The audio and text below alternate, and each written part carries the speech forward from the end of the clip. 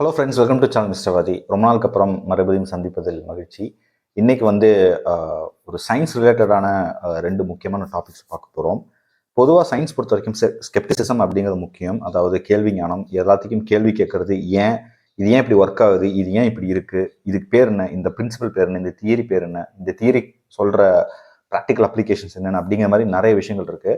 So அந்த வகையில் சுஜாதா எழுதின ஏன் எதற்கு எப்படி அப்படின்னு சொல்லிட்டு ஒரு புக் இருக்கு. ஆல்ரெடி எபிசோட் 1 அப்படின்னு சொல்லிட்டு ஒரு வருஷமா 2 வருஷத்துக்கு முன்னாடி நான் போட்டிருந்தேன். ஸோ அதோட எபிசோட் 2 வந்து செகண்ட் பார்ட், ஆல்ரெடி செகண்ட் எபிசோடா வந்து இந்த வீடியோவில் வந்து ரெண்டு இன்ட்ரெஸ்டிங்கான டாபிக் பார்க்க போகிறோம். என்னன்னு பார்த்தீங்கன்னா கேஸ் தியரி அப்படின்னு சொல்லிட்டு ஒன்று, பட்டர்ஃப்ளை எஃபெக்ட் அப்படின்னு சொல்லுவோம். அதே மாதிரி ஏசெக்சுவல் ரீப்ரொடக்ஷன். ஸோ ரெண்டுமே வந்து ரொம்ப சுவாரஸ்யமான ஒரு டாபிக் அப்படின்னு நான் சொல்லுவேன். ஸோ உங்களுக்கும் பிடிக்கும் நான் நினைக்கிறேன். ஸோ ஃபர்ஸ்ட் கேஸ் தியரி என்ன அப்படிங்கிறத பற்றி நம்ம பார்த்துக்கலாம். கேஸ் தியரி அப்படிங்கிற பார்த்தீங்கன்னா இது ஒரு பிரான்ச் ஆஃப் மேத்மெட்டிக்ஸ், ஒரு கணிதத்தில் வர ஒரு one type of theory. So இது வந்து ஜேம்ஸ் யார்க் அப்படிங்கிறத வந்து இந்த கேஎஸ் அப்படிங்கிற வார்த்தையை வந்து அவர் காயின் பண்ணது. அதாவது ஒழுங்கற்ற தன்மை அப்படின்னு சொல்லுவாங்க. ஸோ ஒழுங்கற்ற விஷயத்துல வந்து ஒழுங்கை வந்து நம்ம வந்து தேடி போய் என்னன்னு பார்க்கறதா வந்துட்டு இந்த கேஎஸ் தியரி அப்படின்னு சொல்லுவோம். அதாவது the tendency to seek order in the டிஸார்டரா இருக்கிற ஒரு விஷயத்துல வந்து ஆர்டரா இருக்கிற ஒரு இதை வந்து நம்ம கண்டுபிடிக்கிறது, அதை தேடி போறதா வந்துட்டு கேஎஸ் தியரி அப்படின்னு சொல்லுவோம். இதை எட்வர்ட் லாரன்ஸ் அப்படின்னு சொல்லிட்டு ஒருத்தர் வந்து என்ன பண்ணிங்க பார்த்தீங்கன்னா, இந்த கிளைமேட் சேஞ்சில் வந்து சில ப்ரெடிக்டபிலிட்டான விஷயங்களை வந்து அவர் பார்த்துக்காரு கம்ப்யூட்டர் மிஷின் மூலமா. ஸோ வெதர் அப்படிங்கிற பார்த்தீங்கன்னா நம்ம டெய்லி பார்க்குற நம்ம வெதர் வந்து சேஞ்ச் ஆகிட்டே இருக்கும். திடீர்னு மழை வரும், திடீர்னு வெயில் அடிக்கும், திடீர்னு மேகமூட்டமாக இருக்கும். ஸோ டெய்லி வந்து இந்த மாதிரி சில வெதர் ஆக்டிவிட்டிஸ் வந்து நடந்துதான் இருக்கும். பட் அதில் பார்த்தீங்கன்னா த்ரூ அவுட் ஒரு வருஷம் ஃபுல்லாக நம்ம எடுத்து பார்த்தோம் அப்படின்னா ஜான்லேருந்து டிசம்பர் வரைக்கும் பார்த்தோம்னா ஒரு சில இடத்துல வந்து பேட்டர்ன்ஸ் வந்து நம்ம பார்க்க முடியும். ஸோ என்ன அப்படின்னு பார்த்தீங்கன்னா, ஃபார் எக்ஸாம்பிள் இப்போ ஆடி வெள்ளம் அப்படின்னு சொல்லுவோம். அதே மாதிரி மே மாச வெயில் அப்படின்னு அக்னி நட்சத்திரம் அப்படிமோ, அப்புறம் டிசம்பர் மாசம் குளிர் அப்படின்னு சொல்லிட்டு. ஸோ ஒவ்வொரு வருஷத்துலையும் பார்த்தீங்கன்னா இந்த பேட்டர்ன் வந்து எப்பவுமே கண்டினியூ ஆகிட்டு இருக்கும். மே மாசம்னா நல்ல வெயில் அடிக்கும் மேக்ஸிமம். அதே மாதிரி டிசம்பர் மாசம்னா குளிர் இருக்கும். இந்த மாதிரி நிறைய விஷயங்களா கூட இருக்குது. லாரன்ஸ் என்ன பண்ணா பார்த்தீங்கன்னா, இந்த பட்டர்ஃப்ளை எஃபெக்ட் அப்படின்னு சொல்லிட்டு ஒரு கான்செப்ட் சொல்றாரு. அதாவது flap of butterfly in Brazil will create a tornado in Texas. அதாவது பிரேசில் வந்து ஒரு பட்டாம்பூச்சியோட ஃபிளாப்பிங், அந்த விங்ஸ் வந்து சிறகடிக்கிறது பார்த்தீங்கன்னா அதோடைய எஃபெக்ட் வந்து டெக்ஸஸ்ல வந்து அங்கே ஒரு புயல் உருவாகிறதுக்கு காரணமா இருக்கு அப்படிங்கிற மாதிரி சொல்றாங்க. அதாவது சின்ன சின்ன எஃபெக்ட் வந்து பெரிய இம்பாக்ட் கொடுக்குற மாதிரியான ஒரு கோயின்சிடென்ஷியல் ஆக்டிவிட்டிஸ் அப்படிங்கிற வந்து அப்படின்னு சொல்லுவோம். இதுல ரெண்டு மாடல் இருக்கு, லீனியர் மாடல், நான் லீனியர் மாடல் அப்படின்னு சொல்லுவோம். லீனியர் மாடல் அப்படின்னா ஃபார் எக்ஸாம்பிளுக்கு வந்து நீங்க கார் ஆக்சிலேட்டரை ப்ரெஸ் பண்றப்போ கார் வந்து ஸ்பீடா போகும். ஸோ இது வந்து லீனியர், அதாவது டைரக்ட் எஃபெக்ட். டைரக்டா ஒன்று பண்றோம், அதோட இம்பாக்ட் வந்து direct output, direct input direct output அப்படின்னு சொல்லுவோம். இது வந்து லீனியர் மாடல், எந்த ஒரு நடுவில் எந்த ஒரு இது இருக்காது. ஸோ ஏ டு பி அப்படிங்கிற மாதிரி தான். இதுவே நான் லீனியர் மாடல் அப்படின்னா, இப்போ பிஸ்டனோ இல்லாட்டி காரோட கிளச்சோ வந்துட்டு அல்லது இஷ்யூ இருக்கு அப்படின்னா நீங்க என்னதான் வந்து ஆக்சிலேட்டர் ப்ரெஸ் பண்ணாலும் கார் வந்து ஓடாது. இட் கேனாட் ரன் அப்படிங்கிற மாதிரி, it cannot speed it self. So இந்த ஆக்சிலேட்டருக்கும் கார் ஓடுற ஸ்பீடுக்கும் நடுவில் பார்த்தீங்கன்னா ஏதோ சில சிக்கல்கள் இருக்கு. ஸோ ஏ டு பிங்கிறப்பெல்லாம் ஏக்கும் பிக்கும் நடுவில் வந்து A1 A2 இல்லாட்டி B1 B2 இந்த மாதிரி நிறைய ஃபேக்டர்ஸ் இருக்கும். ஸோ அதை வந்து நான் லீனியர் மாடல் அப்படின்னு சொல்லுவோம். ஸோ டேரெக்டாக ஒன்றுலேருந்து ஒன்று போகிறது பதிலாக நடுவில் வந்து ஏதோ சில மாற்றங்கள், சில சேஞ்சஸ்னால வந்துட்டு பி போகிறது வந்து தடுக்கப்படுது அப்படிங்கிற மாதிரி. ஸோ இந்த மாதிரி நம்மளுடைய லைஃப்ல நடக்கிற எல்லா த்ரூ அவுட் நம்ம லைஃப்ல பிறப்புலேருந்து இறப்பு வரைக்கும் நடக்கிற எல்லா விஷயங்களும் பார்த்தீங்கன்னா இந்த நான் லீனியர் மாடல் அப்படின்னு தான் சொல்லுவோம். இது ஏன் நடக்குது, இது வந்து ஒரு நடந்ததுக்கும் ஒரு அவுட்புட்டுக்கும் பார்த்தீங்கன்னா நடுவில் ஏகப்பட்ட ஃபேக்டர்ஸ் இருக்கும். ஸோ ஃபார் எக்ஸாம்பிள் இப்போ நீங்கள் காலேஜுக்கு ஜாயின் பண்ணுறப்போ நீங்கள் ஒரு கோர்ஸ் எடுப்பீங்க. நீங்கள் முடிக்கிறப்ப வந்துட்டு ஒரு ஒரு ஒரு இந்த கம்பெனியில் வேலை கிடைக்கணும் அப்படின்னு சொல்லிட்டு நீங்கள் அதுக்கு அந்த கோர்ஸ் ஜாயின் பண்ணுவீங்க. பட் த்ரூ அவுட் வந்து நீங்கள் அந்த கம்பெனியில் ஜாயின் பண்ணாமலும் போகலாம், இல்லாட்டி அந்த கம்பெனி ஜாயின் பண்ணுறதுக்கு நடுவில் ஏகப்பட்ட தடங்களாகவும் வரலாம். ஸோ அதில் நீங்கள் எதிர்பார்க்காத விஷயங்கள் வந்து உங்கள் லைஃப்ல நடக்கும். ஸோ இன்னொரு எக்ஸாம்பிள் பார்த்தீங்கன்னா, இப்போ பெட்ரோல் பிரைஸ் வந்து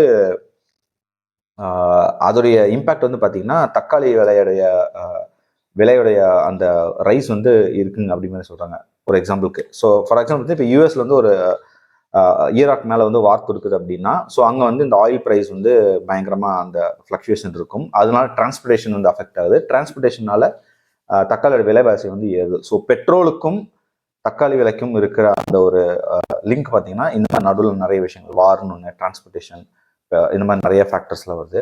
இன்னொன்று பார்த்தீங்கன்னா இப்போ 12B படம் பார்த்துருப்பீங்க. அதில் வந்து ஷாம் வந்து பஸ் ஏறினா ஒரு கதை, பஸ் ஏறலன்னா ஒரு கதை. ஸோ ஒரு 2 டிஃப்ரெண்ட் அவுட்கம்ஸ் ஒரு ஃபேக்டர்னால. ஸோ இந்த மாதிரி நிறைய எக்ஸாம்பிள் சொல்லலாம். இன்னொன்று பார்த்தீங்கன்னா இதுக்கான புக்ஸ் எல்லாம் கூட நிறைய எழுதப்பட்டிருக்கு இந்த concept. So chaos by James Gleick அப்படிங்கிற வந்துட்டு கேஎஸ் அப்படிங்கிற புக் ஒன்று எழுதியிருக்காரு. ரொம்ப ஃபேமஸான புக்கு. பெஸ்ட் செல்லிங் புக் அப்படின்னு கேள்விப்பட்டிருக்கேன். அந்த புக்கில் வந்து இந்த கேஎஸ்3 பற்றி இன்னும் நல்லா டீட்டெயில்டாக இதுக்கு பின்னாடி இருக்கிற சயின்ஸ், இதுக்கு பின்னாடி இருக்கிற அந்த இன்னும் கொஞ்சம் இன்டெப்தான தியரியை பற்றி நிறையவே டிஸ்கஸ் பண்ணியிருக்காரு. அதே மாதிரி சுஜாதா எழுதின விருப்பமில்லா திருப்பங்கள் அப்படின்னு சொல்லிட்டு ஒரு சின்ன நாவல். அந்த நாவல் பார்த்தீங்கன்னா இந்த கேஎஸ் தியரியை பேஸ் பண்ணி எழுதப்பட்ட ஒரு கதை. ஸோ இது ரெண்டும் வந்து ஒரு இன்ட்ரெஸ்டிங்கான புக்கு. உங்களுக்கு பிடிச்சிருந்தா இந்த புக்கை நீங்கள் வாங்கி படிச்சு பார்க்கலாம். அடுத்த கான்செப்ட் பார்த்தீங்கன்னா ஏசெக்சுவல் ரீப்ரொடக்ஷன் அப்படின்னு சொல்லிட்டு, அதாவது கலவையற்ற இனப்பெருக்கம். பொதுவாக வந்து ஒரு ப்ரொடக்ஷன் வந்து உயிரினங்களுக்கு வந்து அந்த இது நடக்கணும் அப்படின்னா செக்ஸ் அப்படிங்கிறது முக்கியமான ஃபேக்டர். ஸோ செக்ஸே இல்லாமல் வந்துட்டு கரு உருவாகிறது இல்லாட்டி அந்த ஃபர்டிலைசேஷன், எம்ப்ரியோ இந்த மாதிரி விஷயங்கள்லாம் வந்து எப்படி நடக்குது அப்படிங்கிறது பார்த்தீங்கன்னா அதுவும் இயற்கையோட ஒரு பார்ட்டாக தான் இருக்குது. எப்படி வந்து செக்ஸ் பண்ணி ஒரு ரீப்ரொடக்ஷன் நடக்குதோ அதே மாதிரி ஏசெக்சுவலாகவும் ரீப்ரொடக்ஷன். ஸோ ரெண்டுமே இயற்கையாக நடக்கிற ஒரு விஷயமா வந்து நம்ம பார்க்க முடியுது.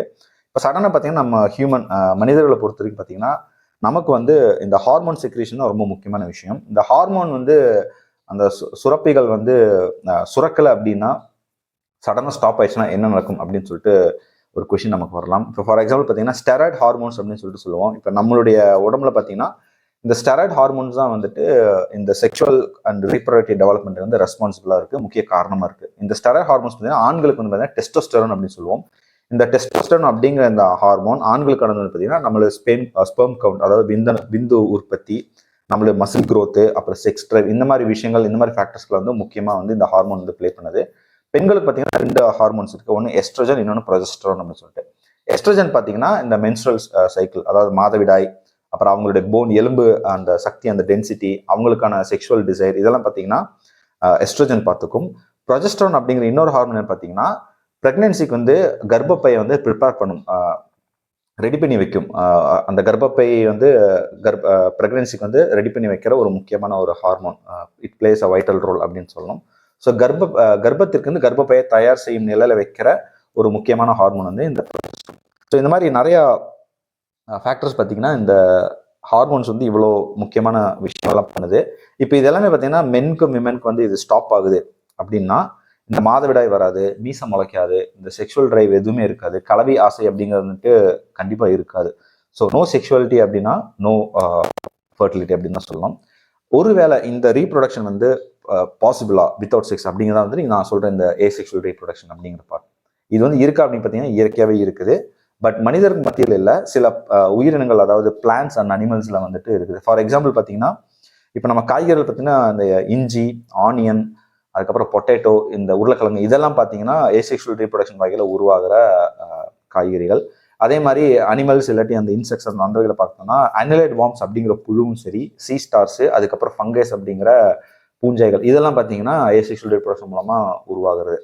இன்னொரு கான்செப்ட் என்ன பார்த்தீங்கன்னா பேத்தனோஜெனிசிஸ் அப்படின்னு சொல்லிட்டு ஒரு வார்த்தை இருக்கு. இது என்ன அப்படின்னு பார்த்தீங்கன்னா ஒரு கருத்தரித்தல், அதாவது ஃபர்டிலைசேஷன் வந்து இல்லாமலே வந்து கருமுட்டையிலிருந்து, அதாவது எக்குல இருந்து கரு வந்து உருவாகுது, எம்ப்ரியோ உருவாகுறது. ஸோ இது வந்து பார்த்தீங்கன்னா ஃபர்டிலைசேஷன்னா கண்டிப்பாக வந்து ஆணுடைய விந்துவும் பெண்ணுடைய கருவும் வந்து ரெண்டும் சேர்ந்து எம்ப்ரியோவாக வந்து நிறைய ப்ராசஸ் போகும், அதில் நிறைய இருக்குது. அப்படிதான் வந்து ஃபர்டிலைசேஷன் ஆகி கருமுட்டை வந்து உருவாகிறது. ஸோ இங்கே கரு உருவாகுது, கருமுட்டையும் விந்தும் சேர்ந்து கரு வந்து உருவாகுது. பட் இது ரெண்டு, இந்த இதுக்கு தான் ஃபர்டிலைசேஷன். இந்த ஃபர்டிலைசேஷன் நடக்காமலே வந்துட்டு கரு உருவாகிறதா வந்துட்டு பேத்தனோஜெனிசிஸ் அப்படின்னு சொல்றோம். ஸோ இதுவும் பார்த்தீங்கன்னா நிறைய பிளான்ஸ் அண்ட் அனிமல்ஸ் எல்லாம் வந்து இது மூலமா வந்துட்டு உருவாகுது. ஸோ இந்த ஏசெக்சுவல் ரீப்ரொடக்ஷனும் வந்து பார்த்தீங்கன்னா ஒரு முக்கியமான ஒரு natural thing that is happening all over the world in many kind of plans and animal species அப்படின்னு தான் சொல்லலாம். ஸோ இந்த 2 டிஃப்ரெண்டான ஒரு இன்ட்ரெஸ்டிங்கான கான்செப்ட் உங்களுக்கு ஷேர் பண்ணணும்னு நினைச்சேன். ஏன் எதற்கு அப்படி சுஜாதாவோட 2 பார்ட் இருக்கு நினைக்கிறேன், பார்ட் 1 பார்ட் 1 ரெண்டையும் வந்து நீங்க படிச்சு பார்க்கலாம். அந்த புக்கோட லிங்க் வந்து இந்த வீடியோ டிஸ்கிரிப்ஷன் ஷேர் பண்றேன். உங்களுக்கு இந்த வீடியோ பிடிச்சா மறக்காம லைக் பண்ணுங்க, கமெண்ட் பண்ணுங்க, ஷேர் பண்ணுங்க. மறக்காம சேனல் வந்து சப்ஸ்கிரைப் பண்ணுங்க.